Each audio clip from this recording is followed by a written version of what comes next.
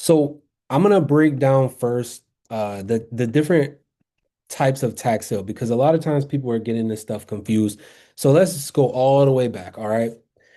Tax liens, you don't own anything. You don't own any land, you don't own any parcels, none of that. You are buying a debt. Okay? So if I owe $2,000 to the county for tax for property taxes, the county's going to send me a notice.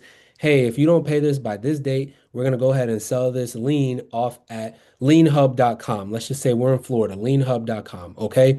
So if you want to go buy that lien for $2,000, you can go into there and you're buying a lien for $2,000, but what you're expecting is interest. You're bidding on interest. Okay, so it's $2,000 at 18% interest. No, somebody else bid 17% interest. Somebody else bid 16% interest. So you might be bidding down on the interest. Now, in some lien auctions, you may be bidding up on a total price. Like every lien auction is going to be different. Okay. But what I need you to understand is that when you get the lien, you don't own the property. You are just paying a debt, and the homeowner has the right to come pay you back with interest to remove that lien.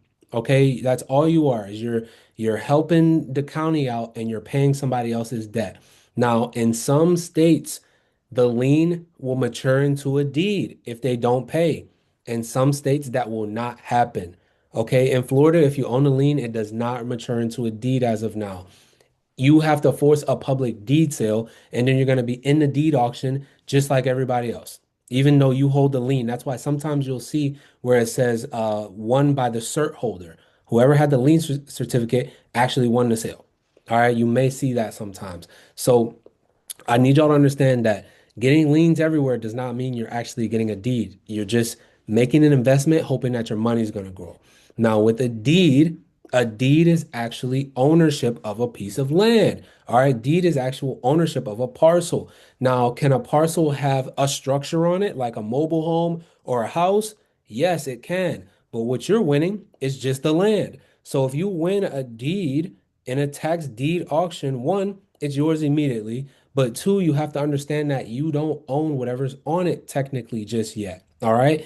A good example is a mobile home. You won the land, but the person decided to move their mobile home.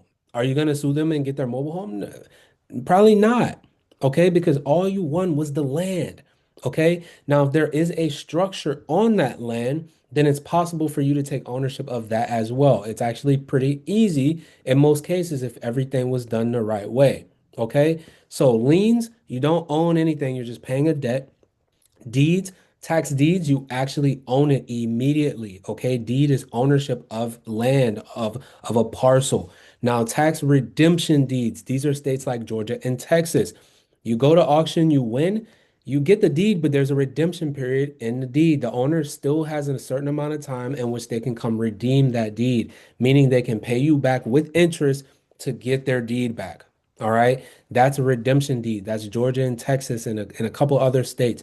But when we talk about deeds, you win it, it's yours immediately. Now, there are other things out there like land banks.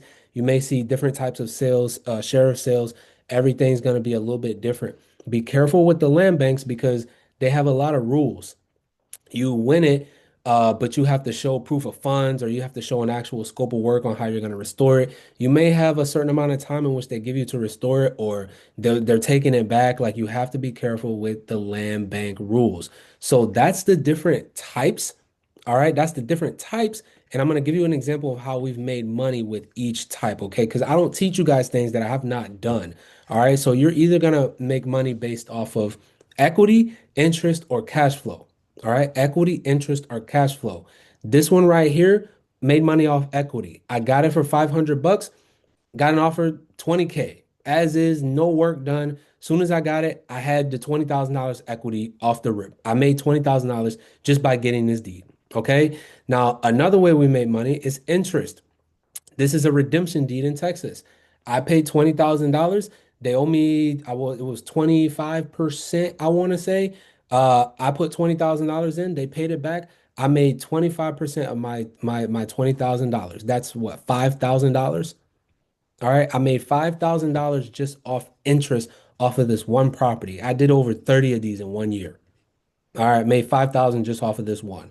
Okay, so you're gonna make money off equity, interest, or you got cash flow. Some of these tax deeds may have a tenant in there already.